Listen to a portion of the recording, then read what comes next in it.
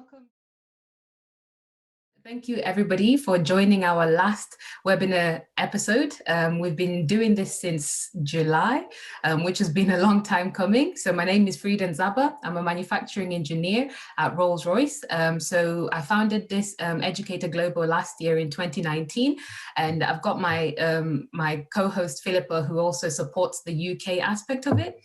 So the whole point of this life cycle of a role model was being able to take people through on a journey from GCSEs, so being able to advise the young people how to select their GCSEs, also taking them through to A-levels, university, also CVs, job applications, and also when they get into the workplace, what else do they do? We've talked about diversity and inclusion, we've talked about their first days at work, we've talked about pensions. So we've covered loads and loads of topics, which I'll show you on the next slide. Actually, I might as well bring it up now. So these are just some of the webinars we've talked about: money, skills, personal finance. So the whole point of this last webinar is to be able to summarize everything that we've gone through. So from session 1 to 12, we'll touch on this. And we've got our great guest speakers on the phone, on the Zoom session, sorry. So they'll touch upon a bit about this. And the way that we'll do it is, if you've got any questions, please feel free to either unmute yourself or put them on the chat while the webinar session is running along, rather than leaving it towards the end. And hopefully our guest speakers will be able to answer that. So again, these webinars are being recorded, and we'll put them on our Edu-Cater Global YouTube channel. So feel free to check it out. And I'll pass over to Philippa and we'll make a head start. All right. Hi, everyone. Thank you for joining us. My name is Philippa Kugonza. I'm a final year mechanical engineering student at Coventry University. I'm also the UK programs lead for Edu-Cater Global, as Frida mentioned. Just a bit of housekeeping to get this started. The session is being recorded, so that's just for your information.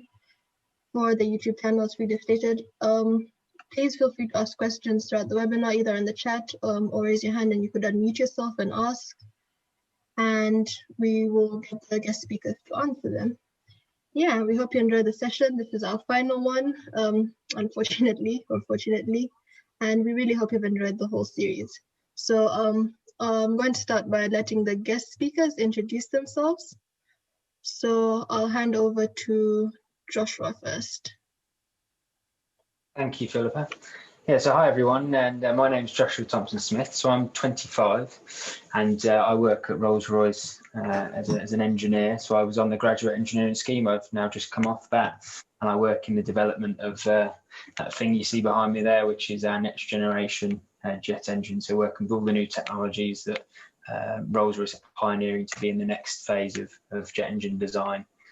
And a fun fact about myself is that I'm a massive NFL fan. I've been to America quite a few times over the last 10 years and watched quite a couple of games, and I watch it every Sunday, which sometimes means some late nights. But yeah, big NFL fan.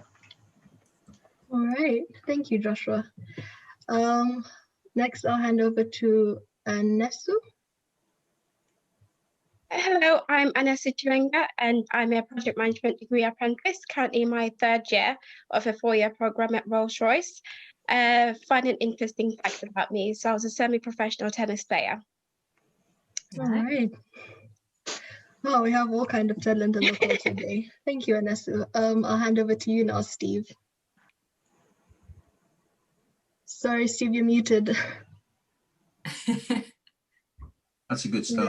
Hi, everybody. I'm Steve Bennett. I'm originally from Nottingham. I started my career, if you add up how old Joshua and Anesu are, then I started my career even earlier than that. Went into the ceramic industry, and that got me involved in traveling worldwide. So I've been very fortunate. I've been to about 50 countries around the world working. Very much because I took the decision to go into a STEM career, having done a chemistry degree. In the last 15, 16 years, I've been a headhunter, specialising in senior level recruitment into those industries. My fun fact is not sporting, although I am still a Nottingham Forest season ticket holder. It's the fact that I was in the chorus of the world premiere of Joseph and his amazing Technicolor Dreamcoat. Nice. All right. Thank you, Steve. Don't ask me to sing. We weren't, don't worry. Thank you, Steve. Seeing as this is our last webinar, most of the questions will be sort of to wrap up what we've done in the whole series. So if you missed one of the webinars, you can still go back and watch our previous videos, but then we'll try and put everything into a nutshell in this session and get through as much as we can. Over to you, Frieza. All right, so we'll kickstart. As you can see, that's the list of our webinars we've done. We'll start off in order. So this is to you, Anesu. What were your next steps after finishing GCSEs? So you can talk about your college, apprenticeship, your foundation course. Okay, so after I finished my GCSEs, I went on to do my A-levels. I did English language, English literature, and religious studies. I had no idea what to choose. I didn't know what I wanted to do, so I chose the subjects I had the best grades in, and I was like, let's go do that. So I got pretty good grades for A-levels and decided that I actually wanted to go back into more engineering and maths-based subjects rather than to focus on a career around art subjects. So I went and did a foundation year at the University of Hull in chemical engineering. And after my year, I decided to move and went to Sheffield University and started my degree. But after 1 year of university, I decided it was not meant to be. So I left university and started looking at different apprenticeships because I'd always wanted to do an apprenticeship. I wasn't sure what I wanted to do, so I didn't want to tie myself into anything. So I went to university, and didn't like it. But whilst I was at university, I got involved in loads of different stuff. I did internships. I think after my internship at Total, that kind of showed me that I really didn't want to do engineering. I still wanted to be involved in engineering, but I did not want to be an engineer. So I left university and decided to look for apprenticeships, and that's how I ended up at Rolls-Royce doing a project management degree apprenticeship. Okay, so you've been through university, you've been through an apprenticeship. So for those that don't know, what's the difference between taking the traditional route, which is university, versus the apprenticeship route? Okay, so university, you go to university for 3 or 4 years, do a course, whereas my apprenticeship, currently I'm at universities on Monday, so I just finished uni just before this call, and then the rest of the week I'm in the office. So I do 6 months placement around the business, different business functions, still working within project management and getting my experience so I can become a project manager. So I've done different engine projects, different specific turbines, which is quite specific for an engine. And yes, I get to move around every 6 months at the same time as university. So it's quite intense because you have loads going on. I'm still doing my degree as a full-time student. It's not part-time. So I'll be finished within 3 years.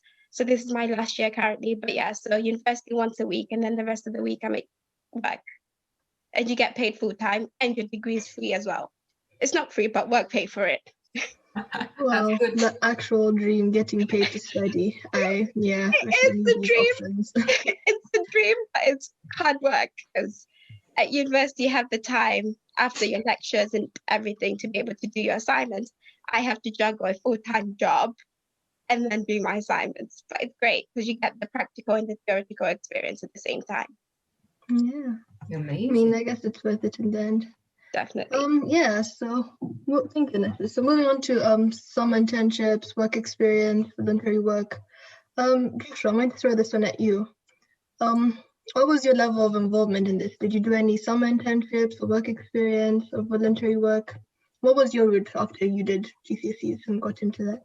Yeah, so after A-levels, I went to University of Birmingham to do mechanical engineering. I did want to be a pilot, but I'm slightly colourblind, so I couldn't go down that route. So I thought engineering with aerospace would be great. And yeah, for me, I've always worked part-time since 16. And I wanted to keep that work ethic going, not just because I liked money. I wanted to get a nicer car and be mobile and go on nice holidays and things. So I always had a part-time job through uni. So right from year 1, year 2 and year 3, I worked at Vodafone doing sales, which was amazing for communication, increasing your communication skills, which for me is a cornerstone of any discipline. It doesn't matter if you're in engineering, finance, whatever it might be, you need to be good at communicating. So I massively pinpoint that as great work experience. And then I joined Rolls-Royce on a year-long internship between my bachelor's and master's, and that's a picture of me there in front of the turbines, front office. And that was me as a year-long intern where I actually got extended. So I was at the first 3 months like a deer in the headlights, coming from university and part-time work to full-time 9 till 5, if you like, STEM engineering, which is probably one of the most advanced as well. Turbines, hot-end jet engine engineering is pretty high-tech. But what an incredible experience to be applying those STEM skills you learn at uni. So those equations I saw on a page turned out to be the code behind the analysis I was doing on a high-pressure turbine blade to see if a little crack was going to propagate under certain conditions. So that's what I did as an intern. And then when I went back to do my master's, I thought I could actually now just save some money. I thought I could actually just do the master's, but me being me, I wanted to be a full pelt. So I joined Apple and embarked on another part of my work experience. And again, another great chance for me to develop, meet people, and understand what it's like to work for a company that's deemed the pinnacle of customer service. And I still use those skills in my role today. Is I've been through the graduate scheme now, full-time engineer at Rolls-Royce. Customer service it plays a part because your customers might be internal, but I've been speaking with external customers this week, and all that work experience feeds into that. So, but as STEM experience, my internship for 14 months was the main one that I did with Rolls-Royce.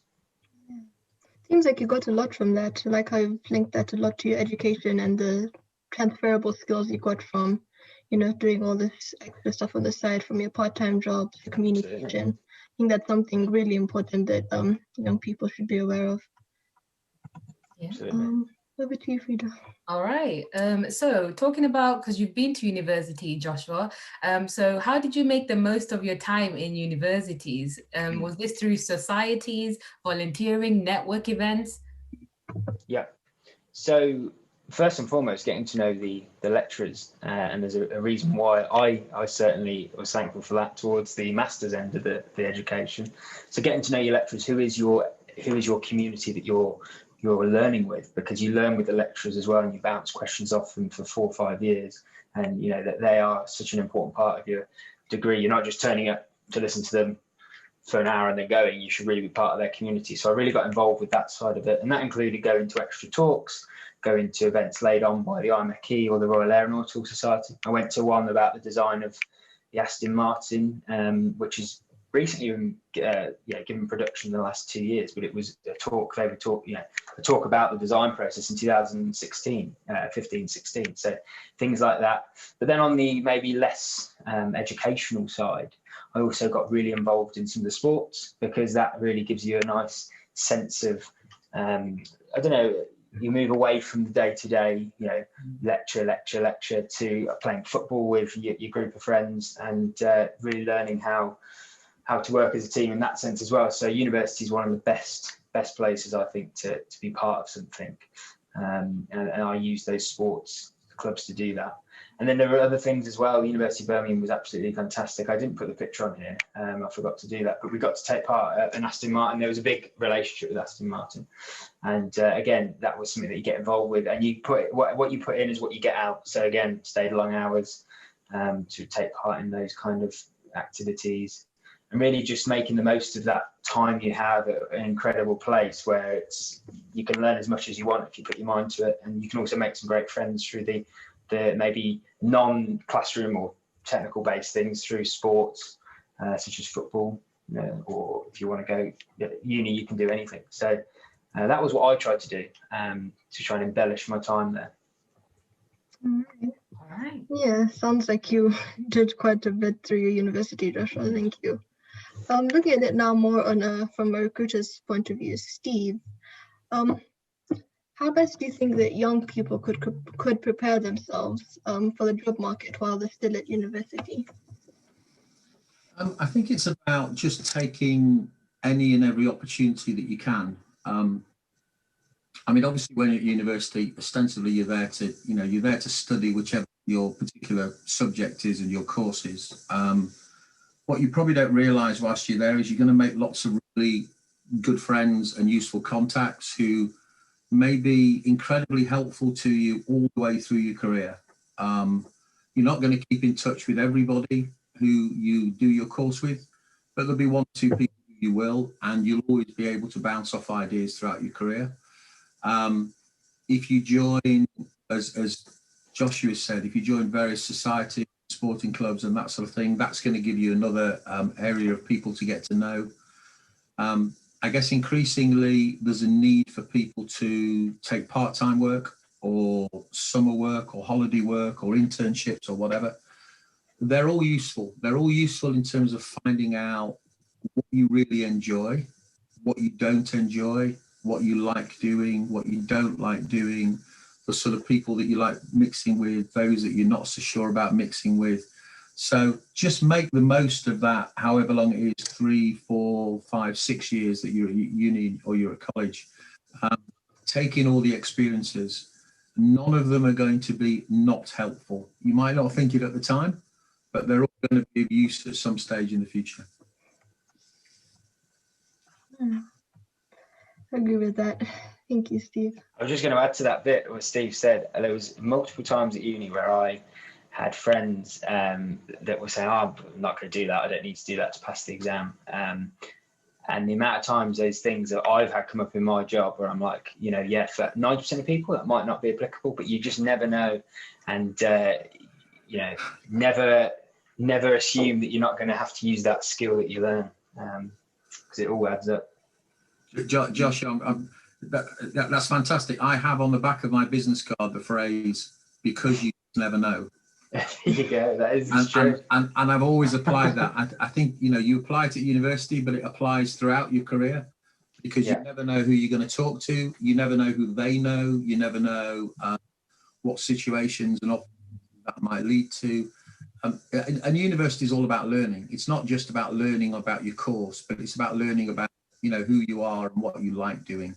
And therefore, you know, as Anesu said, you might end up, you know, you do A-levels, which have no relationship to what you end up doing later on, because you work out by some other experiences what you like and what you don't like, and you go, I'll have a go at that, and you have a go at that, and it works out, and you build a whole career on the back of it. Absolutely, yeah. All right. Okay, and we'll move over to the next question. So this is moving on to the money skill aspect. So what is the best thing you have ever budgeted for, and how did you discipline yourself to achieve it? So Anesu, over to you. Okay, so I think for me, I was so invested in getting a car and learning how to drive. This was a few years ago. And I was like, no, I don't want anyone in my family to pay for it, because if I scratch the car or anything, they're like, we bought the car. So I was like, nope, I want to do this myself. So I had a part-time job also as at uni, like Josh said, and that was really good. But every month I'd almost spend all my money, but I focused and said I wanted to buy a car and learn how to drive. And I'm a massive fan of spreadsheets. Like, I have everything on a spreadsheet, which probably shows like why I really enjoy my job, because I love planning everything. So I planned like for the whole year how much I had to save, calculated how many lessons I'd need, how much everything was going to cost. I'm not even lying. There's a massive spreadsheet which told you every month what I'm saving, how many lessons I have to go until I'm ready to take a test, and how much I needed for the car. And I did it within, so I had to like a year set out to do all this. But I think it took about a year and 2 months because I failed my first driving test. But other than that, just the discipline to know that I really wanted something and I had it within me to be able to do it, just let me do it, I guess. And also tracking how I was doing, because that showed where I'd come from. Like, I just didn't put all my money aside. I still had fun, but still said, you know, this was for my driving. Having that discipline to take money aside is really good. Good. I feel like you need to drop the link to your Excel spreadsheet. Honestly, everything. I was just about to say, I need some of that in my life. That's amazing. So I guess you got your car at the end and you passed your test, right? Yeah, and I crashed it within 3 days, but then no one could say anything because I bought the car. So Anesu, after you'd passed your test and you got your car, with all that money that was now spare, then what did you do? Repair the car. Yeah, well, I needed to get a new car because that one went. All right, thank you, Anesu. We'll move over to Steve. So what about you, Steve? So I'm a great fan of spreadsheets.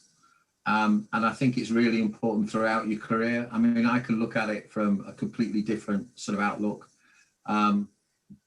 but I also think, and I remember at this session when we did this, I think it's really, really important to enjoy the money that you get and treat yourself occasionally. I think if you get to the stage where you are trying to budget every single penny and pound, it becomes something of a chore. I mean, I remember my very, very first pay packet, which is a long time ago. And I went out and went, this is the first time in my life I'd had any money. And I went out and bought an item of clothing. I didn't need it. I didn't want it. But what I did want to do was to celebrate the fact that for the first time in my life, I got a pay packet.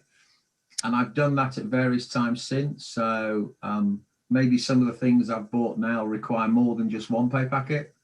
But, you know, and therefore, like Anesu, you have to budget for that. You have to save for it. But it might be, I don't know, you get a particular milestone in your career and you treat yourself to a special occasion, or a new watch, or you're saving for a car or something like that. There's always, you could always spend more money than you get.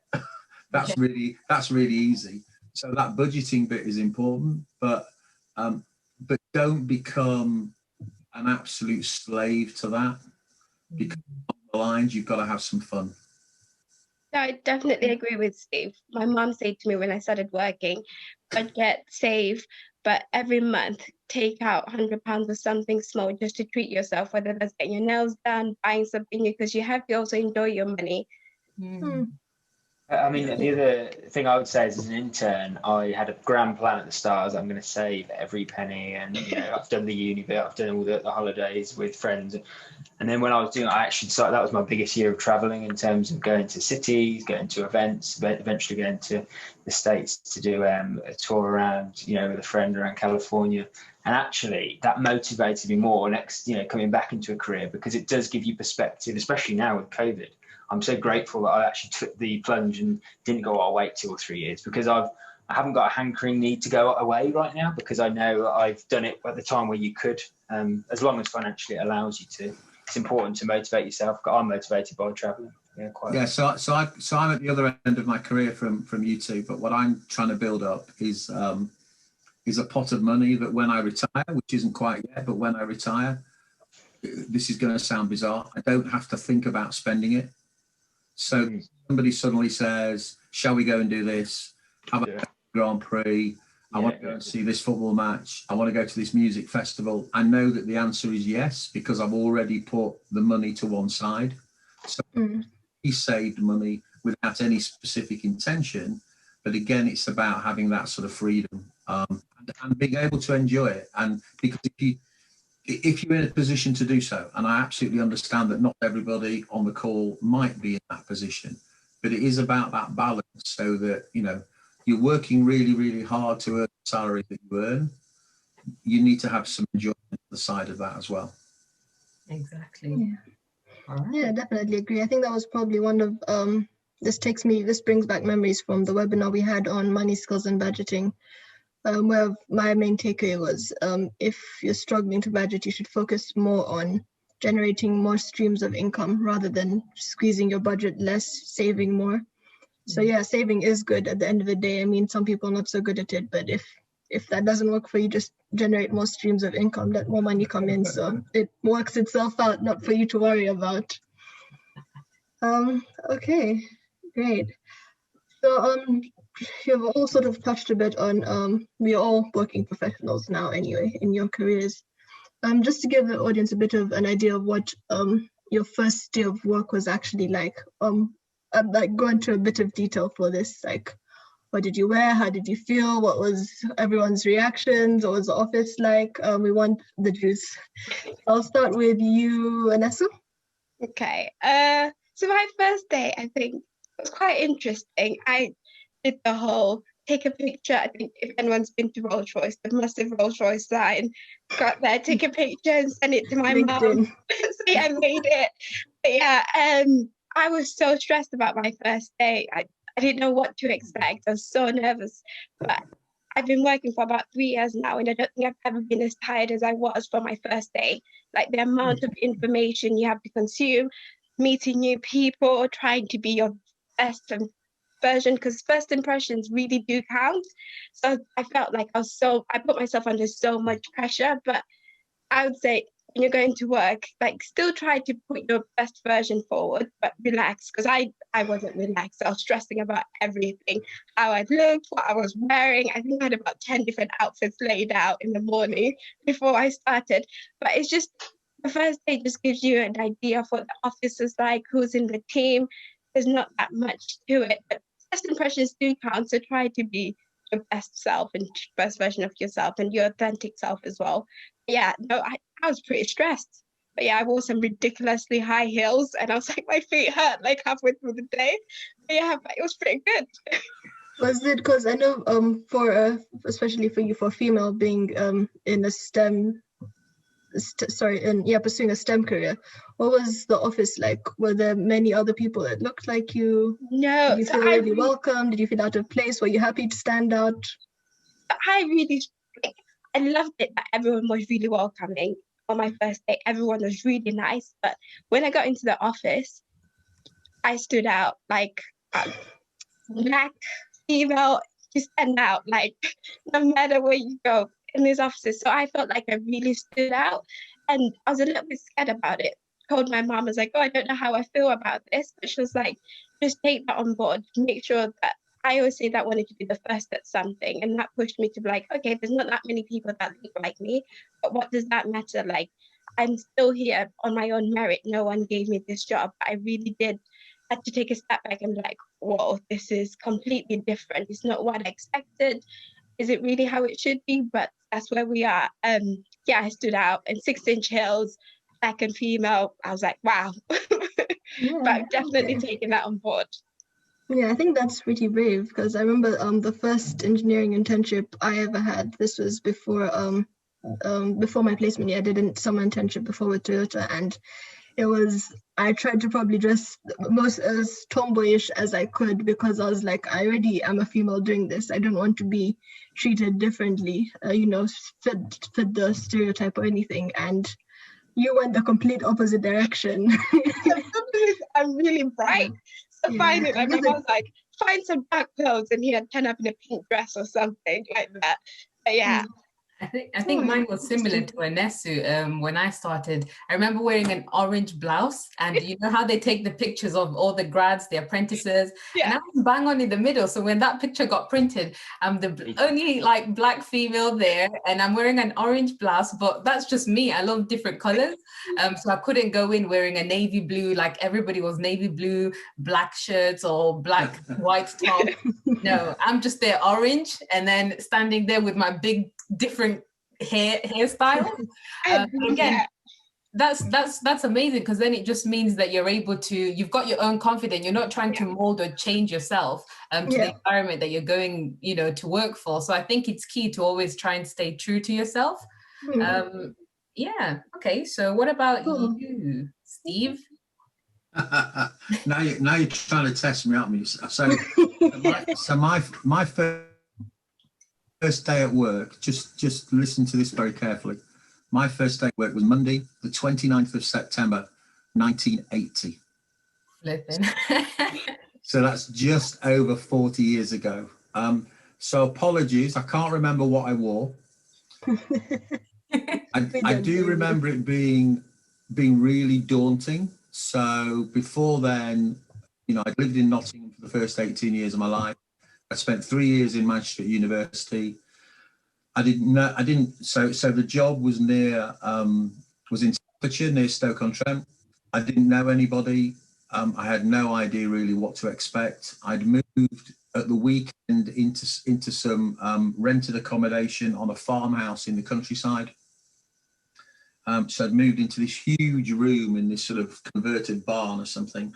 And then had to drive myself into work. I remember that being really daunting.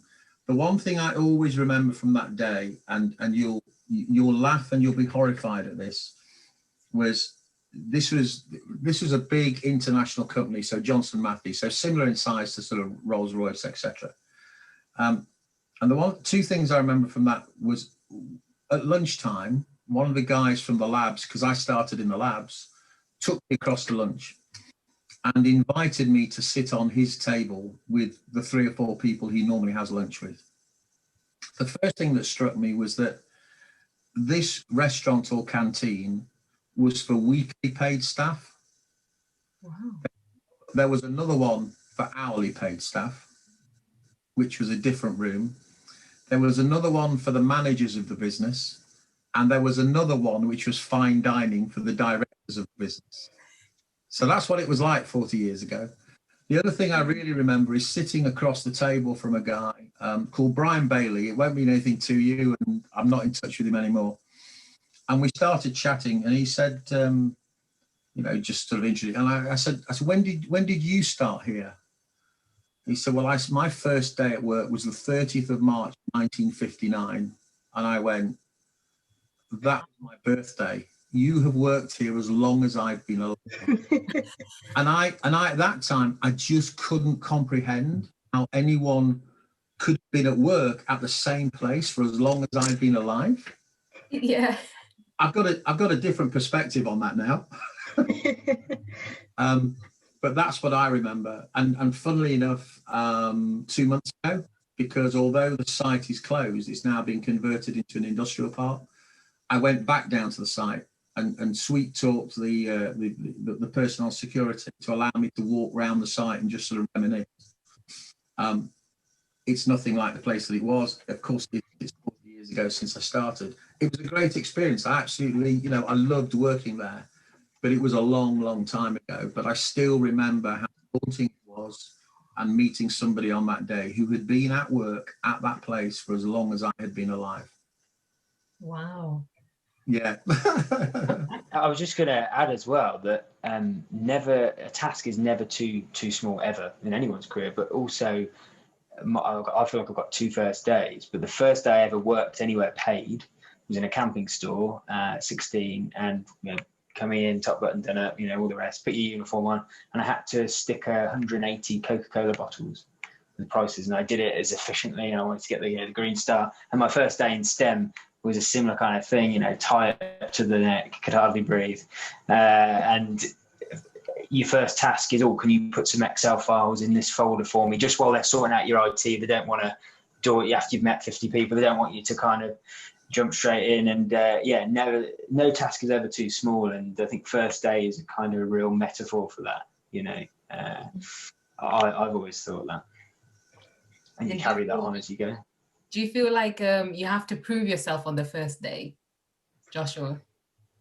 Well, I know walking to Rolls-Royce, it was, you know, suit on, or I've come with my, you know, been to university, I sort of think I know what they'll be doing, completely different. And yeah, you think straight away you're being judged. You think that, I won't get if I don't do well in the first couple of weeks, they won't want to keep me. All those thoughts go through your mind, even though you know they're irrational. Why are you thinking these things? But that's just natural human nature when it's your first time to do something. And then you realise you're a cog in a big machine, and actually you're doing great work to help that team move forward and achieve the goals and milestones. Josh, I think the scary thing is those thoughts about having to sort of create an impression every day. Never ever. No, especially if you're really diligent about what you do. Yeah. All right. We'll move over to, so now we're talking about diversity and inclusion, because I remember we've got Hazel Atkins, who also led that session. So thanks for attending, Hazel. So what does diversity and inclusion mean to you, and why is it so important in the workplace? If possible, provide brief details of how you and your workplace encourages this, or how you in general, or your business, Steve, for example. So we'll start off with Steve on this one. So I think this is absolutely crucial, and at the risk of being controversial, I always talk about inclusion and inclusivity. Stopped talking about diversity. And the reason I do that is I think there are too many people who think that diversity is a bit of a tick box. We've got 6 blokes, therefore we need 6 women. I've got 6 women, tick, I've sorted out diversity. Diversity is much, much more than that. You know, if you think about the things that you described, Anesu, on your first day, you know, the way you had to dress, the way you had to portray yourself, the discomfort that you felt about that, that's all wrong. Anybody and everybody should be engaged with and welcome into whatever it is their chosen career is and whatever branch of society there is. Frieda's heard me say this many times. I can't help the fact that I'm a white Anglo-Saxon male. I wish I could say I'm a 50s, but I'm not. I'm just a British. But what I can do is to make sure that any conversations I have is to try and help that agenda. So as an indication personally, which you've asked for, the thing I've not mentioned that I do is I run an annual science conference. It hasn't happened in 2020, obviously, because of COVID, but last time I held it was in Leeds, 2019. I had 38 speakers at that conference. Only 17 were white and male. And I thought that was really, really important. And there was a lot of diversity, both in terms of background, age, beliefs, etc., within the whole of the 38 people. And I think that's absolutely crucial. And it'll be the same for the conference when I hold it, which will now be in Birmingham in 2021. So that if somebody's got the talent, they should have the opportunity to really excel at their career. And certainly in terms of my day job as a recruiter, I think I presented my first all-female shortlist must be 12 or 13 years ago. And I've put a guy into a role who was 63, nearly 64, because he was the best possible person for that opportunity. So I understand it's an issue, but I just try and do everything, both in the day job and anything else I do, to make sure that I can support it and make sure it's not as much of an issue as it is. And what are the practical ways you've supported the people feeling included? So just for anyone listening that might want to take it away. I think it's about talking to people and getting to know people as a person, you know, irrespective of, in any environment, what they look like, what their beliefs are, how they come across. It's have you got the skills and the talents to do what you're looking to do? I think there's also then a conversation about, is it actually something that you really want to do? So that cultural fit, and sometimes you might need to change that cultural fit to get the result at work. But is it something that you really want to do, as opposed to something that your friends are telling you and everything else? But just be really supportive. If you've got an ambition to go and open a bar in Spain, go and open the bar in Spain. What's really stopping you? What's the worst that can happen? You go and open it up and it's a disaster. Well, okay, it's been a disaster for a year or maybe 18 months. Come back and do what you were doing before. But getting to 60, 70, 80 and going, I wish I'd done whatever it is. Yeah. So for me, that inclusion is about engagement. It's about understanding people. It's working with people to realize their aspirations and their ambitions, as opposed to go, no, you don't fit this mold. I can't have a conversation with you. That's completely wrong. All right. Thank you so much, Steve. Moving on to you, Joshua. What are your thoughts on D&I, diversity and inclusion? Yeah, so again, a topic that I really enjoy educating myself on, and then also being part of conversations like this. I love taking part in them. And in my retail career, if you like, I was in there for 4 years, 3 to 4 years overall. There was not this problem. So, I worked at Vodafone and I was the only white male there. I worked at Apple and it was, again, we had a range of backgrounds, ethnicities, sexual orientations, not a problem. Then when I went into STEM, it hit me in the face straight away. I was like, wow, I'm the only it's just a room of white males. And it was a real hit in the face of, this is a real problem in white collar work. And it's not their fault they're all sat there. Of course it's not. But then it's their role, and it's my role moving forward, as we are the majority in the STEM industry, to champion the people that aren't getting the same chances. It's up to them to put them in. Generally, those white males are in positions of power in the industry, if you like.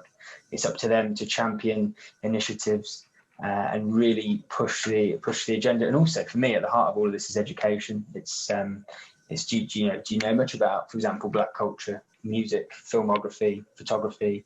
Do you know about the LGBTQ plus community and how altogether that diversity and inclusion within a STEM team? I have seen in some of the teams I've been in, the richness that it gives you, the different perspectives is, for me, I don't know why you wouldn't want that. At university, again, it was definitely interesting to see the splits, because a lot of overseas students were creating the diversity and inclusion in the cohort. It wasn't the home students, I noticed. And that brings back to answer the part of your question about how we lead this moving forward. As an alumni ambassador, I go to quite a few events, and there's one called Birmingham in Action, and for getting diversity and inclusion, but also inclusivity, like Steve said, in the STEM subjects is top of the agenda. And if you look, it's 11% from minorities in those educations. So you can look at the top companies in the UK and say, where's the diversity? But then if you look down into the grassroots of A-level subjects even, why isn't that being... There's not the same, the picture doesn't line up, so you need to start from the bottom and work through. And I look forward to being part of events moving forward to continue championing and sponsoring that initiative that's going on right now. And this year has been fantastic to push it up the agenda. All right, thank you so much, Josh, on that. Over to you, Anesu. Good, thanks. I think for me, diversity and inclusion is just being able to be your whole self at work, being able to be truly who you are and not having to hide or to pretend to be someone else, and being accepted for those differences that you may have. And I think it's such a big and hard topic. There's so much more that we can do as a community in our different business functions that we work in. There's a lot more that we can do. Like I keep saying that for me, I don't want in 10 years to look back and see that there's another apprentice that came in and felt the same way that I felt, that no one looks like me here. I stand out no matter where I go. So I found it really hard that I felt that no matter what good, what bad I do, my name's always going to be at the top because I'm one of very few BAME people within the apprenticeship. The numbers are very low, so I don't want in 10 years to be in the same position to be like, oh, another apprentice still feels that way. I think there's so much movement that we have to do. And I think people are tackling it. I do think it should be something that we want to do, not have to do. It shouldn't be a tick in the box to say we've got 5% or 10% BAME people. It should be, we need this, like having diversity and inclusion. Having diversity within a business brings so many different points of views. Not all of us have the same upbringing. Not all of us have the same experience. My experience going to university, dropping out at engineering background and coming back to project management is completely different to the person sitting next to me in the office. So I think having that varied experience brings so much to the business, and it should be something that's at the forefront of any organization.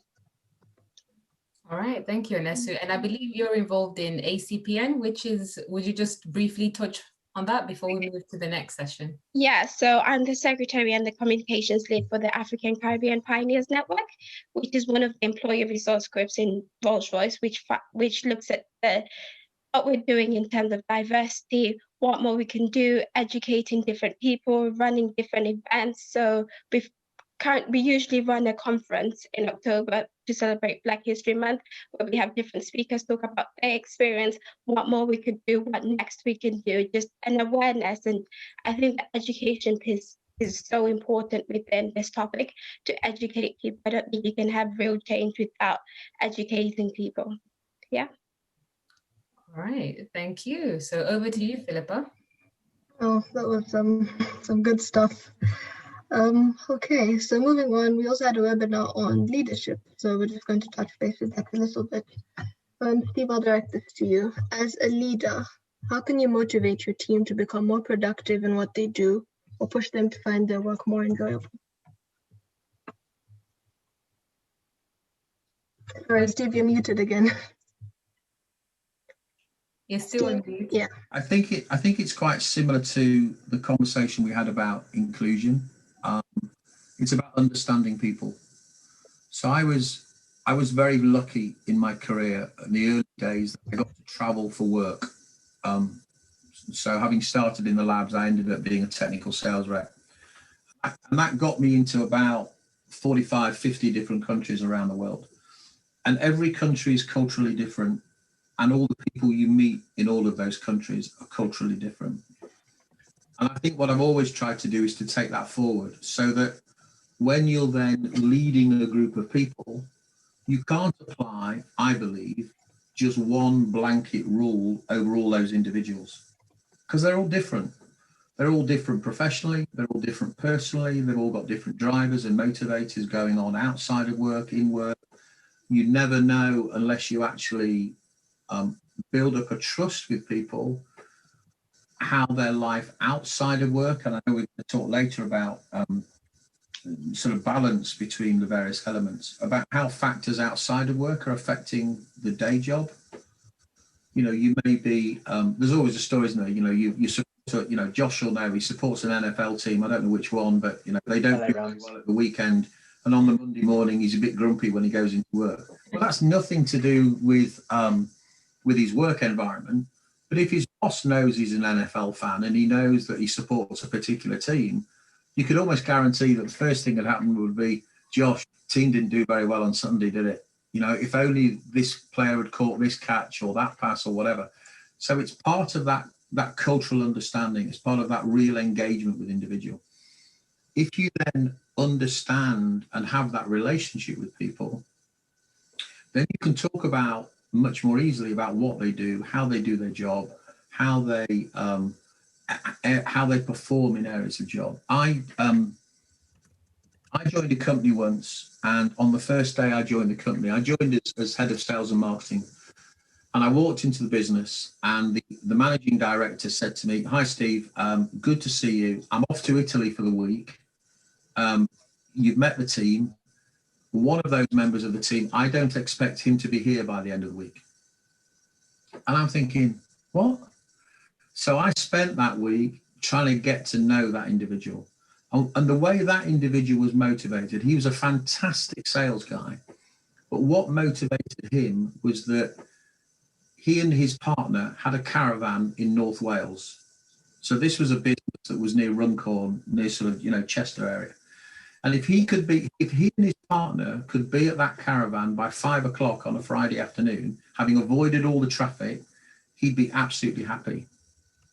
So as his leader, as his manager, what we came up with as an arrangement was, I couldn't promise he'd be there every Friday, but he got there most Fridays for 5 o'clock.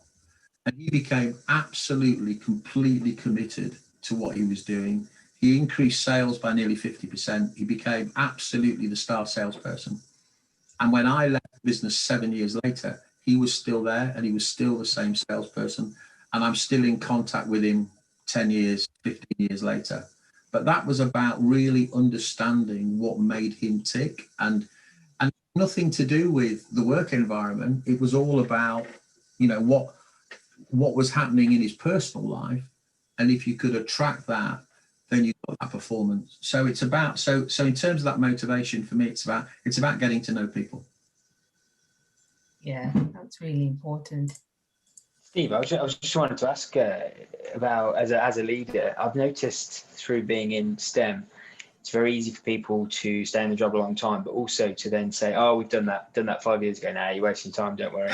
I think failing fast and letting someone that's new, enthusiastic and ready to make mistakes so that they're a better engineer or STEM industry employee 10 years down the line is a far better way to develop. So I don't know, as a leader, I've seen many leaders that know that they're more, they're dictating to you what you should do.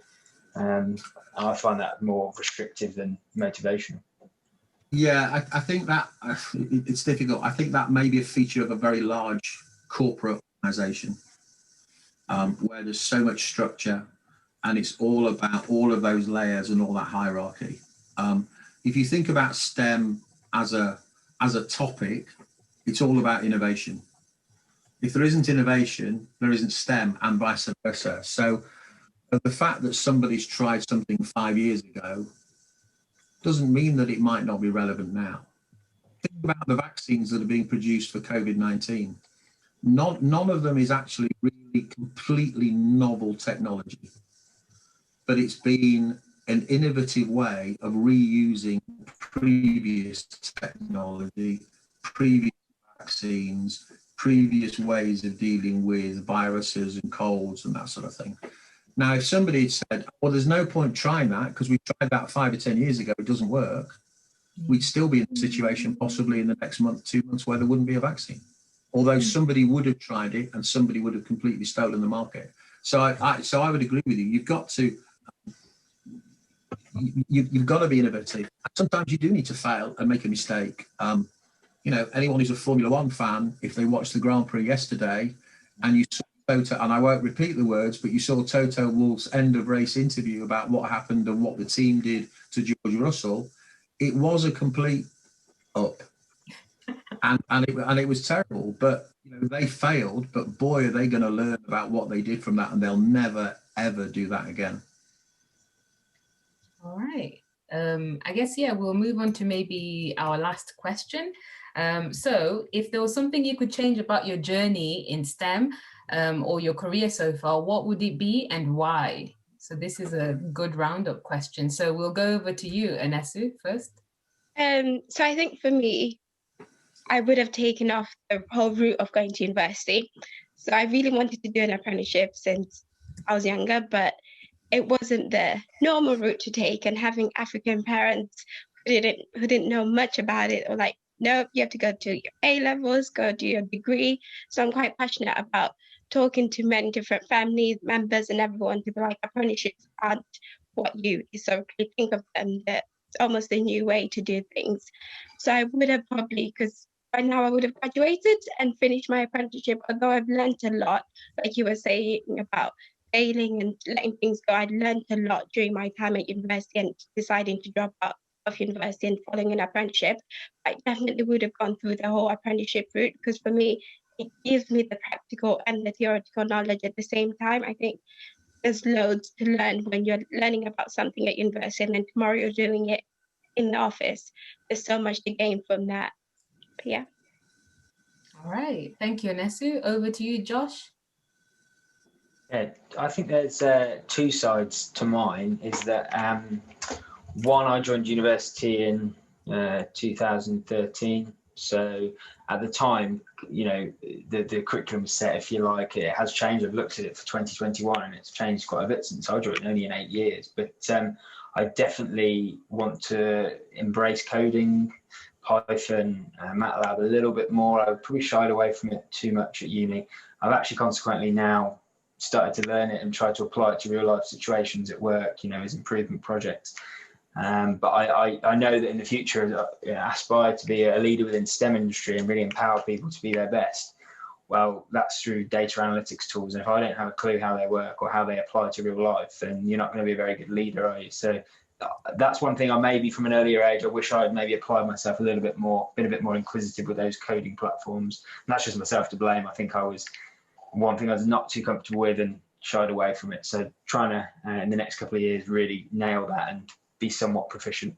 And the other side of it is adding a business side to it. My brother's in finance, so he's more of a business career, but I do enjoy looking at investments. I do enjoy looking at the business side of, at the end of the day, how STEM is going to make money and how you run it successfully. So I probably would have liked to have done a little bit more business in my degree, maybe had a module or two. It wasn't possible at the time. So again, an aspiration of mine is to do an MBA of some sort, or some kind of business attachment to my education to try and see how that can set me up in the future. Amazing. Looking forward to you leading Rolls-Royce one day, Josh. Thank you for that. We'll go over to Steve to just summarize on that question, and then we'll continue. I don't think I've ever been asked that question before, genuinely. First time for everything. Mm-hmm. And when I think about it, I probably wouldn't change anything. So that's not to say that everything in my career has been a complete roaring success. It hasn't. There have been some times that have been really, really difficult. There have been some times that have been fantastic, but I've been very, very lucky. Or I've made my own luck in that I guess I've always worked pretty hard. I've always enjoyed what I do. And if I haven't enjoyed what I do, I've gone and done something else which I have enjoyed. And that would probably be my strongest message. You know, I get really, really frustrated by people go, oh, I don't enjoy this job anymore, but you can't do this. If you don't enjoy a job, go and do something else. There are 30 million jobs in the UK. You only need one, although in Philippa's case, you need 2 or 3 to pay for all that stuff that is but basically you only need, you need one full-time job. Take stock, talk to some friends or some colleagues or some people about who can advise you, and then go and do the thing that you really want. But I don't have any, I don't have any regrets, and I probably wouldn't. There might be some minor things I might change around the edges, but fundamentally, I wouldn't change what I've done. That's perfect. Thank you so much. This brings us to the end of this webinar and this entire series. So I just want to say thank you so much, Anesu, Steve, and Joshua, for agreeing to support this by, being a guest speaker. I'd also like to thank Michelle and Anne, Frieza as well. They've been amazing co-hosts throughout the series. If there are any follow-up questions, anything the audience may want to ask, the links to our YouTube page, our socials, and our email addresses in the chat, so just feel free to reach out to us through that. But other than that, thank you so much to our guest speakers and to the audience for being so consistent with attending this. We couldn't have done this without you, so thank you. Thank you. And for 2021, we've got a few programs lined up. Hopefully there'll be more face-to-face interactions. If they're not, we'll still continue with a webinar idea. So thanks again for always participating in these webinars. It feels so sad to conclude it after 6 months, but we genuinely appreciate it. And if anyone's got any questions, maybe we've got 2 to 3 minutes at the end to ask the guest speakers. Feel free to stay on. If not, the webinar is concluded. So thank you, everybody. Feel free to exit the session.